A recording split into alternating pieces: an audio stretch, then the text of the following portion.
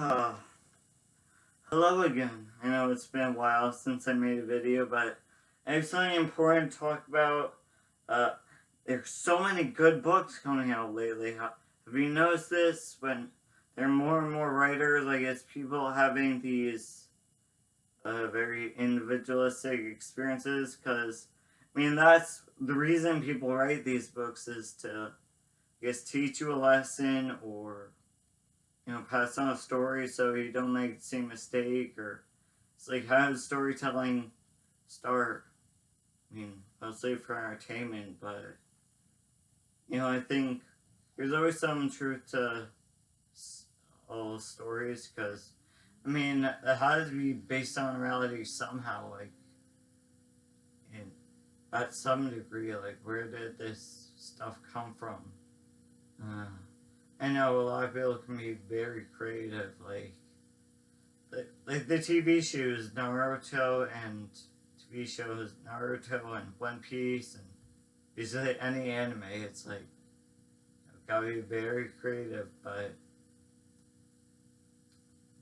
it's always just based on someone. So today I wanted to talk about a really good book I've read recently. I loved it. I found it when I was in the library and I searched Magick, Magick, because the one with just the C is always like Hollywood pretend magic, or pull a rabbit out of a hat, or whatever. Like, I don't know. I'd probably get like a book of teach you how to do like card tricks and stuff like that.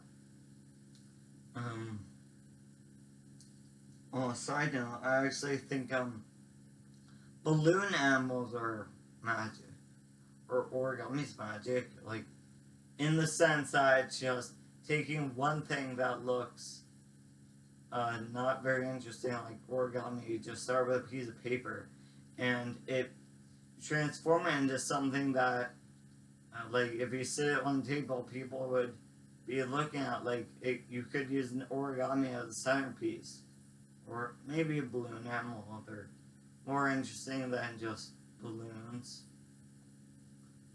Or like any art really is just taking these raw materials and then putting them together to be something of value.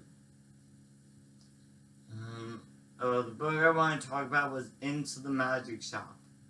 I really had to ask the librarian where it was. I do that sometimes. I don't really look for the books myself. Or I look for the books, but just when I have trouble finding them, which I often do, I have to ask them, and I tell them the title, and it's like, I just try to imagine what went through that librarian's head when I said, The Idiot's Complete Guide to Alchemy.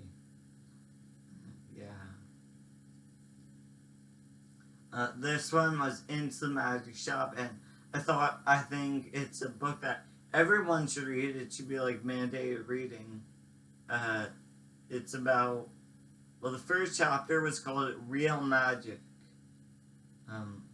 It was written by a neuroscientist, or it's captioned under Into the Magic Shop. It said, a neuroscientist's quest to discover the secrets of the brain and mysteries of the heart, or mysteries of the brain and secrets of the heart. So,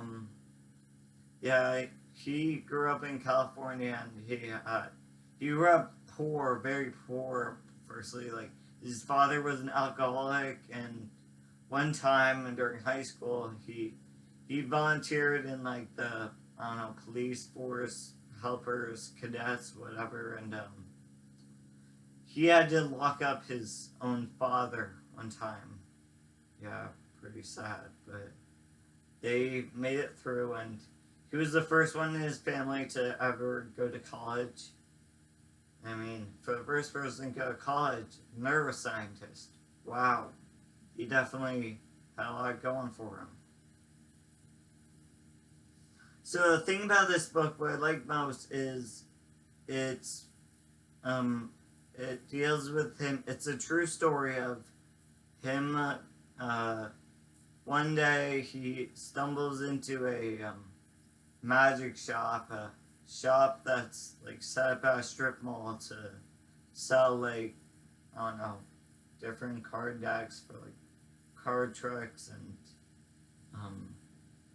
I guess the things that like, I don't know, people on stages would use, like Houdini or, I don't know, this was a while ago. It was in the, I think, 70s or 80s.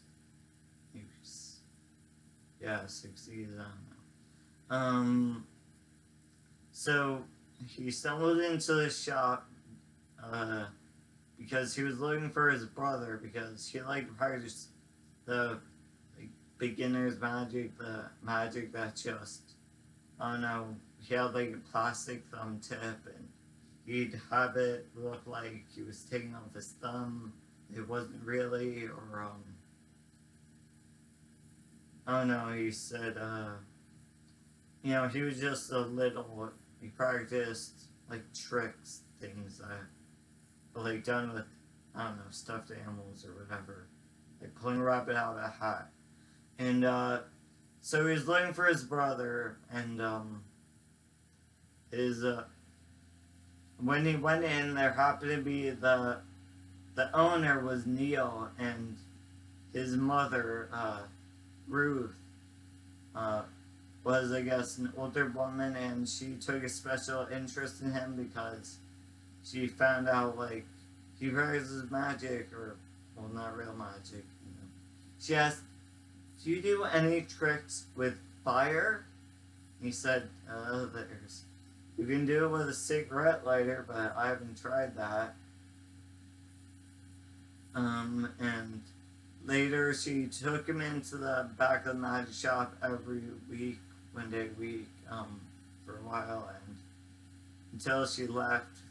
She was from Ohio, which, by the way, I was kind of, I don't know, it stirred something in me when I looked up the state motto of Ohio, and it's, "With God, all is possible."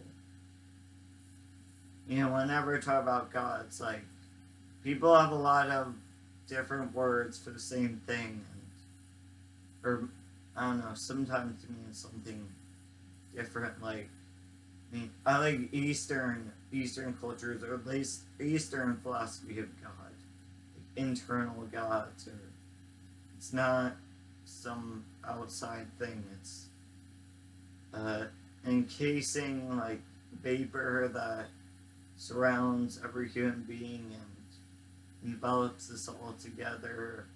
It's like there's something called ley lines, and every species has that. Just so the other members of the species, ley lines. So Ruth was his mother, and she, I guess, she was teaching the kid, I think he went by Jim, the real magic, or she started out with meditation, and, well, she wanted him to, like, she counted to 3, 1, 2, 3, and then he burst out saying that all this stuff, like, he was kind of panicking, thinking of, like, he told her all the problems, and he got really worked up, like, his heart was racing, and his head was pounding, and, yeah, he was sweating, and, yeah. She said, "I bet you're hungry, then." And she pulled out Chips Ahoy cookies. Because, you know, he was a young kid, so obviously get them with good junk food at first, and then he said for lunch, for the rest of their time together, she'd pack like fruits and nuts, weird fruits and nuts, and yeah. Yeah, she had him sit on a chair, and I mean, one day she pulled out a candle because she wanted him to, you know, get better at meditating or stop his thoughts. She went through all this different stuff, like, she said, "Do you know what a mantra is?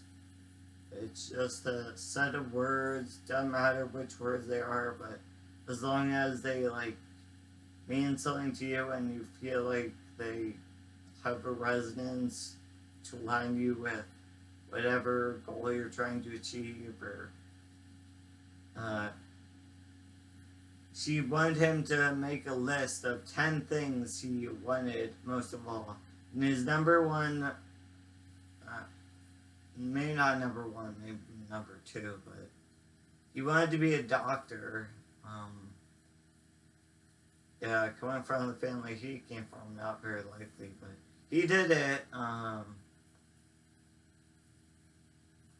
So a list of 10 things, and then she slowly, as he meditated, told him how to like visualize everything, and he wanted a car, and okay, pretend or visualize, like, yeah, pretend in your hands you feel what the cushions look like, or what the steering wheel feels like on your hands, or and envision yourself in a white coat, and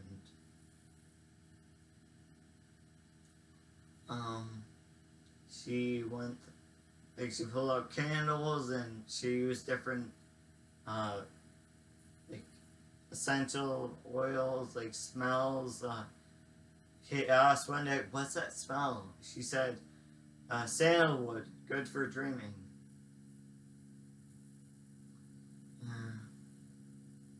You know, I'm kind of making this review because I'm telling you about this great book, so you don't have to read it. But I mean, that's only if you really don't want to read it, because whenever yes, there's a book or a movie or anything really, like a sport, or I don't know, a story about a person or whatever, anything. It's like you can't really trust other people's experiences, because other people's experiences don't matter. They're usually like those are different people with different experiences, or like people tell you this tastes like whatever, or this smells like whatever. It's like different people have different taste buds, different like olfactory functions, different, their senses are different, and just everyone's body is different. So don't trust other people's what they say. Like, I remember there was Witches of America where like everyone said, "Thank you for writing this terrible review of this book so you don't have to read it." Well, those people who wrote the review, they could be lying, or they just have different interpretation, or they're biased, or they're just making stuff up, or oh no, they're just wrong. Yeah, so always try to figure things out for yourself. Always do your own research, like, because if you really want to know about this book, Into the Magic Shop, a neurosurgeon's was it quest or journey to discover the mysteries of the brain and the secrets of the heart. So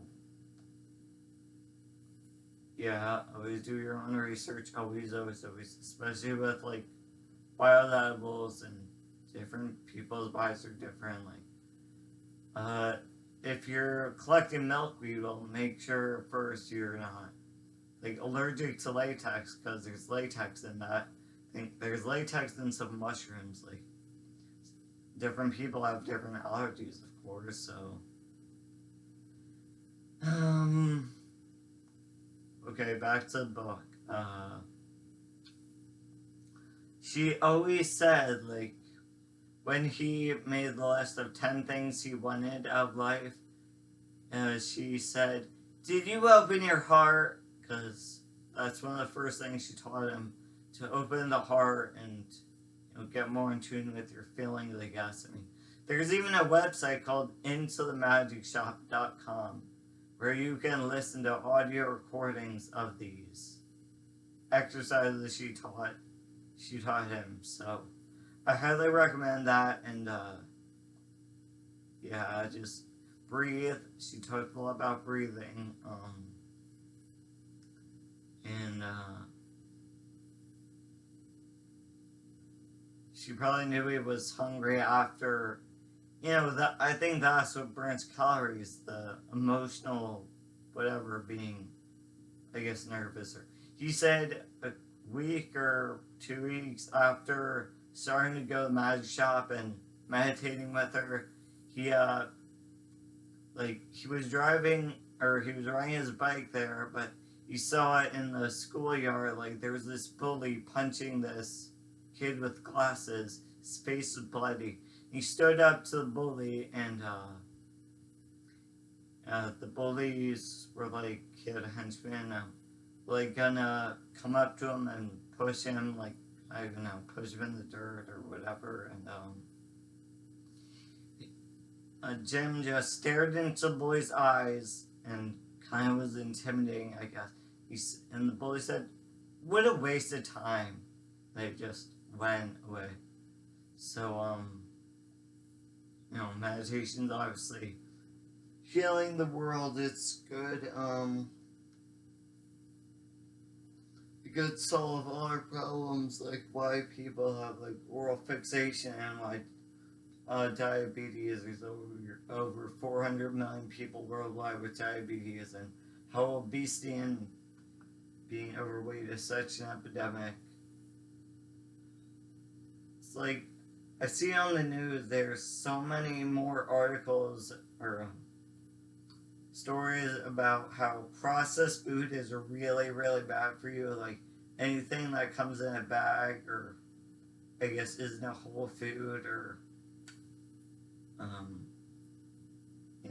things with like unnatural preservatives and hydrogenated oils and I don't know, preservatives, artificial colors, like bread, highly refined carbohydrates, and breads, pastas, unless the New Age pastas are like just made of potatoes, or there's, I think, kelp noodles they sell at Whole Foods, or sometimes people make noodles out of zucchini, or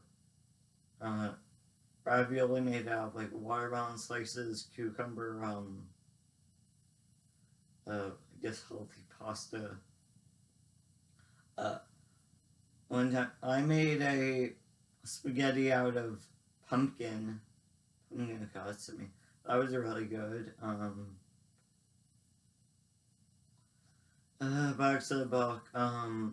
Later he said he applied to,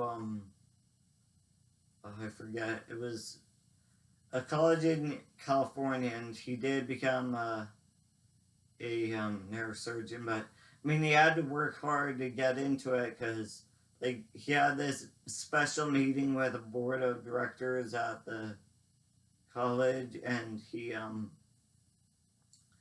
they looked at his GPA and all of his test scores and all of his files about his grades, and he came from a poor family, so he didn't really have time to study, and he said that there was always like a loud TV blaring in his house, and I don't know, it was just not a good place to study, and he stayed in an apartment, and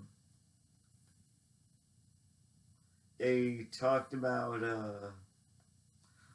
his dad was having a like heart attack or something, and he gave his son his last $1,000 to be able to go to college. So I mean, that kid was really lucky. And when he was at the board of directors, at first they were very, disgruntled at him, or they were very dismissive of him, or contemptuous towards him. And then he made this sudden, like, he went into a kind of a rant, or said a bunch of like how he explained his life. How in 8th grade he met a woman who changed his life, and she taught him that if you really believe in yourself, you can have whatever you want. And how I grew up poor and alone, and it was a hard life, but I prevailed, and I differentiated myself from my family. And he said, you judge people too much on just a GPA and files, test scores, and then you need to recognize that I am not a file. I am a student with my own life. And all of a sudden, when he was done, they were like, they accepted him. And yeah, he got really lucky, and he became a neurosurgeon working at multiple hospitals. He developed C-care once he said he stopped meditating for a while. He like wasn't I guess he just didn't do it. He got lazy or whatever. So he said with Roots Magic, like meditation, visualization, great things happen in his life. Like the miracle of one time the landlord was going to um, going to ask for money from his dad, and his dad he didn't have enough money at the time, but just at that minute when the landlord was at the door, they got uh, a letter in the mail of some money for a job that his dad did a while ago that he didn't get. Yeah.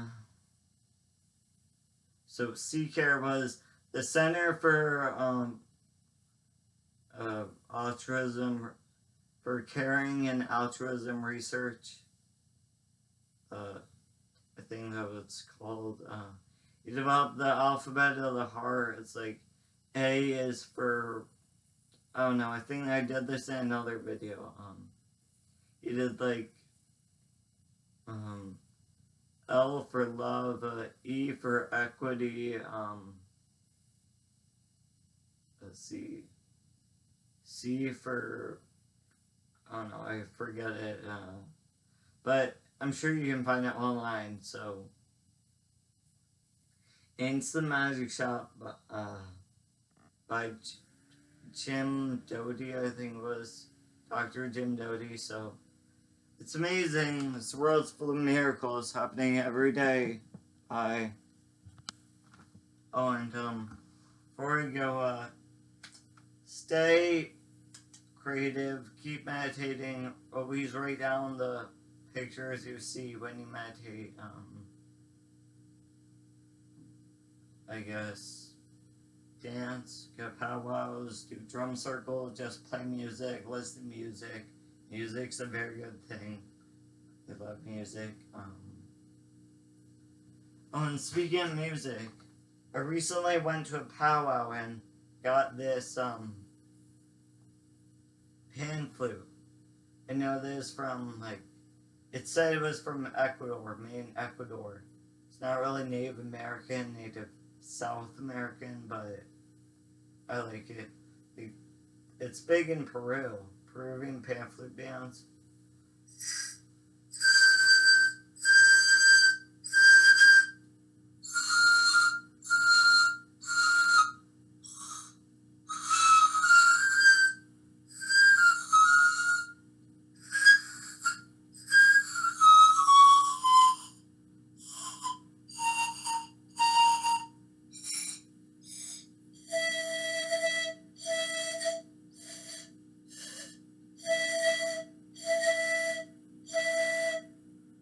I've only had this for like a couple weeks since May 4th, so you need a lot of experience with it because it's not that easy to play.